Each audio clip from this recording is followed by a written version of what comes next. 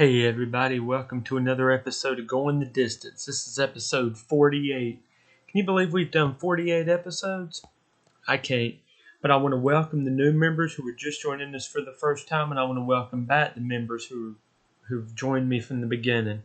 So we've got some football news, some football scores, some NFL predictions, some NASCAR news, and we're going to talk about the World Series and some music news. So let's jump into it. So first and foremost, we're going to talk about the Raiders firing offensive coordinator Luke, and I know I'm going to butcher this last name, Getsky, and offensive line coach James Craig, and quarterback coach Rich Scangarlo. Now, the Raiders hadn't been doing real good all season. So, it was time for a change. They had Minshew as quarterback, but then he wasn't doing so good. So then they put in Aiden O'Connell. Aiden O'Connell did good, but then he got hurt. So now Minshew's back, so they just need a change in coaches. In fact, I think Aaron Pierce won't make it at the end of the season. He's already on the hot seat, and this is his second year as a head coach. So I say give him more time, but who knows with the Raiders, with Tom Brady being the minority owner. There's talks that Tom wants Bill Belichick as coach in there, so we'll see how that goes. Also on coaching news, Dennis Allen was fired as the New Orleans Saints head coach, which I think was a long time coming because he had been with the team for, I think, 3, if not 4 years. He took over when Sean Payton left New Orleans. And Dennis Allen really didn't have a good track record as head coach. He was the Raiders head coach. The Raiders fired him, and then he went to New Orleans as an assistant head coach. And I think it was offensive coordinator. And then when Sean Payton left, he just stepped into the role as head coach. So I thought it was a mistake to send him into the head coaching job. But, that's what the Saints wanted to do. So they fired Dennis Allen after losing to Carolina on Sunday. And I'll give you that score coming up. So on Tuesday, we had the trade deadline. And a couple of the big names was Carolina traded Jonathan Mingo and the 2025 7th-round pick to Dallas for a 2025 4th-round pick. Now, Mingo was good for him. Now, granted, they had Hubbard too, but, Mingo was part of that 1-2 punch, I thought. So they only thought better of him to give a 7th-round pick up. Dallas gave up a 4th-round pick, so Dallas saw something in him. And Dallas really needs a lot of stuff because both Dak Prescott and CeeDee Lamb both got hurt in the game last week. Dak Prescott got a hamstring injury, and CeeDee Lamb has an AC sprain in his shoulder.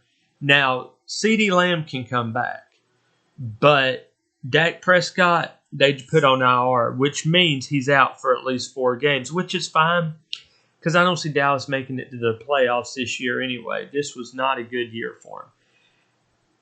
Anyway, back to the trade. Another trade, which I wasn't that surprised about, Zadarius Smith was traded from the Cleveland Browns to the Detroit Lions. So Cleveland traded Zadarius Slay and a 2026 7th-round pick to Detroit for a 2025 5th and a 2026 6th-round pick. So Detroit gave up 2 draft picks on Zadarius Slay. Now, Zadarius Slay's been good. Or Zadarius Smith, my bad. I've been calling him Slay. It's Smith. Yeah, he's been a big playmaker. So again, Detroit sees something in Za'Darius that I guess the Browns didn't. So we'll see how that goes. Also, I spoke of Carolina earlier with Mingo. Carolina and Chuba Hubbard agreed to a 4-year, $33 million extension this year. So Hubbard's in Carolina for 4 years, which I think is good considering they just let Mingo go. So now we're going to move into the scores from this past week. So the Jets defeated the Texans 21-13, which was a huge surprise for me. I had the Texans winning that game, but the Jets came back to win. So congratulations on, I think it's your third win of the season. The Falcons defeated the Cowboys 27-21. Dak, like I said, had a hamstring injury, and he's on IR for at least 4 weeks. And CeeDee Lamb has an AC joint sprain in his shoulder. Again, I think that's ridiculous. I know they have trainers and everything, but CeeDee Lamb was refusing to get treatment on that shoulder, and he should have. So we wish Dak and CeeDee both a speedy recovery. The Bills defeated the Dolphins 30-27, and the Bills did it on a 61-yard field goal, which was a record for the Bills. Congratulations, Bills. Y'all are doing phenomenal this year. The Bengals defeated the Raiders 41-24, and this is where those coaches got fired after this game, after losing 41-24. But if you've got people like, when you go up against a team like the Bengals, now granted, they hadn't been much this year, but this is normally what the Bengals do. They start out slow and then gradually get better and better. So we actually have Bengals playing tonight, but we'll get into that with the predictions. The Titans defeated the Patriots 20-17 in overtime. Now, Drake May gets the Patriots in field goal range. They kick a field goal to tie the game up, and then in overtime, Drake May throws it. Tennessee kicks a field goal. Patriots get the ball, and then Drake May throws an interception, which ends the game. So the Titans defeat the Patriots 20-17. The Rams defeated the Seahawks 26-20 in what I thought was a fantastic game. From what I could see, that was actually, I saw bonus coverage from that after one of the games. I think it was the Lions-Packers game. And Geno was looking good in that game. Matthew Stafford looked good too. But in the end, the Rams came out the winner in Seattle, 26-20. Carolina defeated the Saints 23-20. And this, you lose like that, yeah, I can see why Dennis Allen got fired. That, he just had a terrible. They had lost 7 straight games. They started 2-0 and then lost 7 straight games after that. Now, granted, they did lose Derek Carr for that time, and this was Derek's first game back. So Derek was a little rusty, but still, you don't want, you just need some fresh blood in there. And yeah, Dennis Allen will land on his feet. If he doesn't, he'll get a job at ESPN or NFL Network, somewhere like that. But Carolina defeated the Saints. In a really good game, the Lions defeated the Packers 24-14. Now, Jared Goff is on fire this year. He's actually having a career year, in my opinion. And like I said last week, I believe the Lions are Super Bowl contenders this year. And what the big thing about this game, I believe it was one of the Lions players actually did a hurdle backwards, which I thought was pretty amazing. And as for the Chiefs defeated the Broncos 30 or not the Broncos, the Buccaneers, my bad. The Chiefs defeated the Buccaneers 30-24 in overtime. Now, there ought to be some rule changes to overtime because the Buccaneers never even got a chance to possess the ball. Baker Mayfield came out and said, yeah, we didn't even get to touch the ball. But, again, you're playing the cheating Chiefs, so they're going to do everything they can to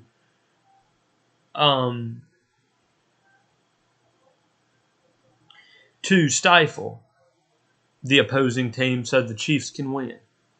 And as for the Sunday night game, the Vikings defeated the Colts 21-13. So that was all for scores. We're going to move into Week 10 predictions, and Week 10 starts tonight with the Cincinnati Bengals and the Baltimore Ravens. Now, this is a division game. This is going to be a good game, I think. They're playing in Baltimore. As much as I would like to see the Bengals win, I think the Ravens are going to be too much for the Bengals, and I think the Ravens are going to win. But if the Bengals win, I will definitely take that loss. I would definitely be happy if the Bengals win. But I've got Ravens in that game. Giants, Panthers, I have the Panthers in that one.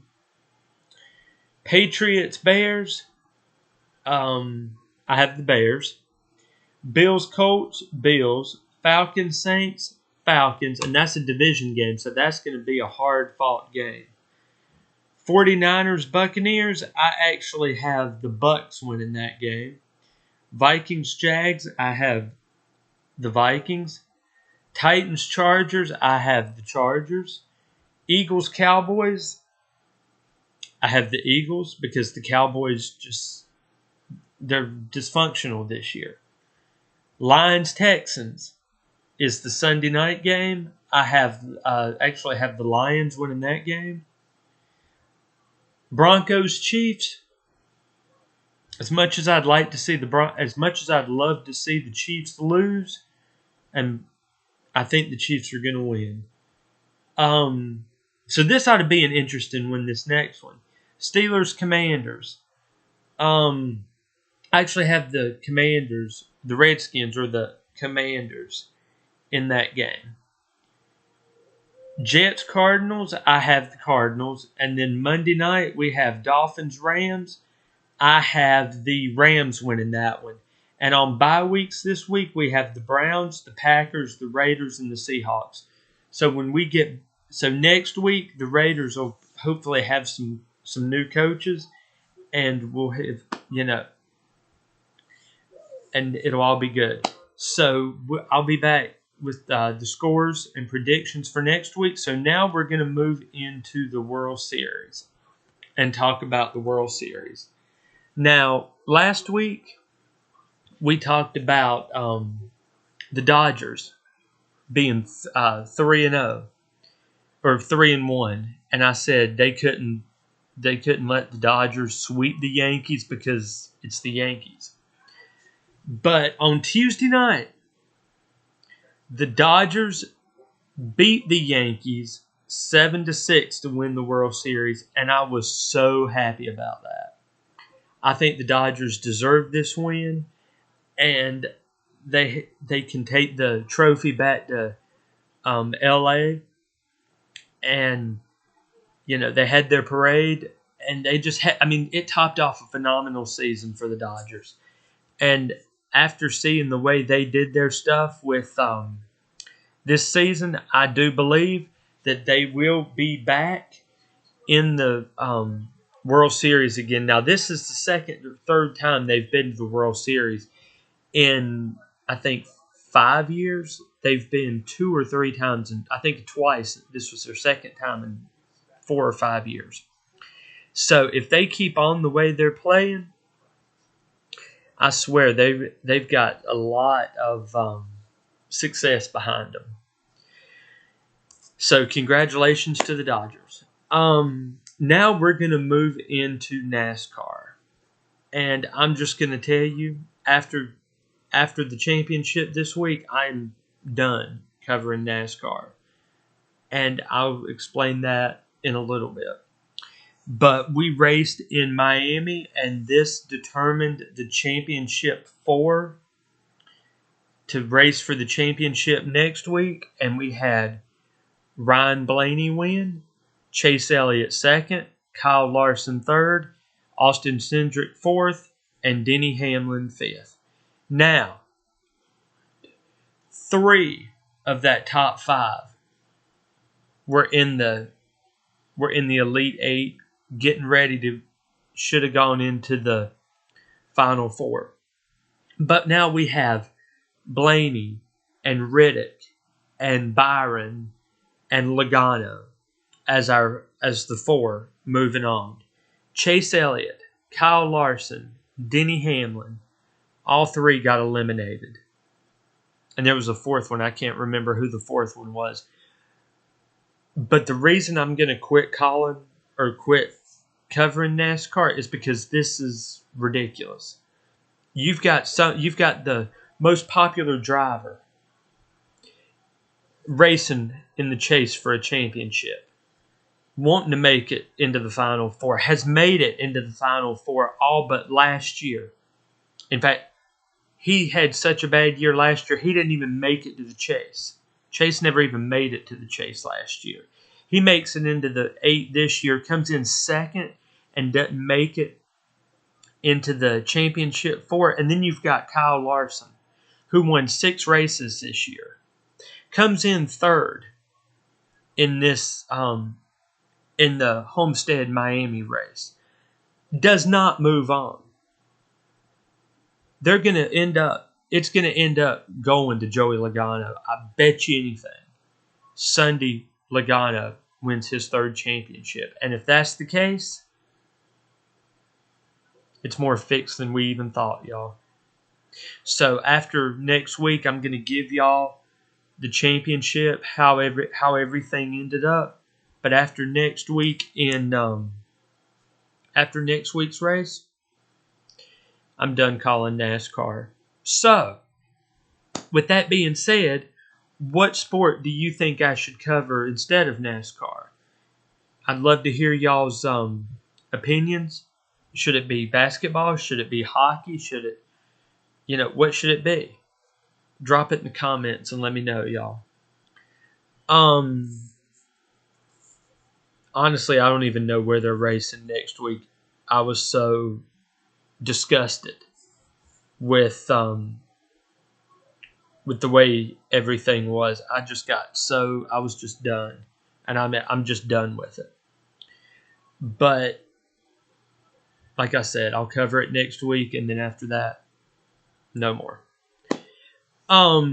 So now we're going to move into the what we're listening to segment, and who we're listening to. And who are we listening to this week? We're listening to Luke Combs.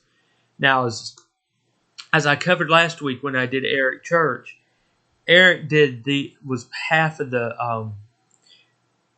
headlining act for the Concert for Carolina tour or concert.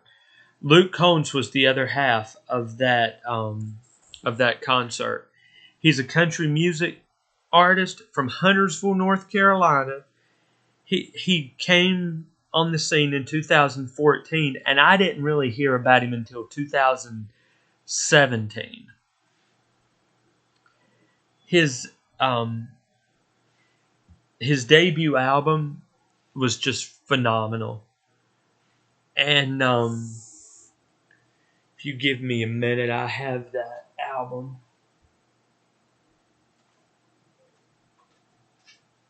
It was called This One's For You. And it was an absolutely fantastic album. It had songs like She Got the Best of Me. which is one of my favorites from him. And then he came with his second album called What You See Is What You Get. And this was one he did around COVID time. And it was I got the deluxe edition, and he had one on that was 6 feet apart. But this second album had Beer Never Broke My Heart.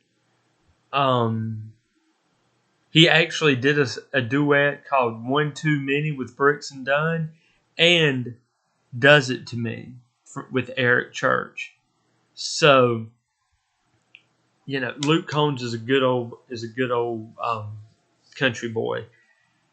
He's had 5 studio albums, 17 singles, 19 music videos, no greatest hits so far, no live albums. And actually, my favorite album from him is actually a tie. I had This One's For You, but it's a tie between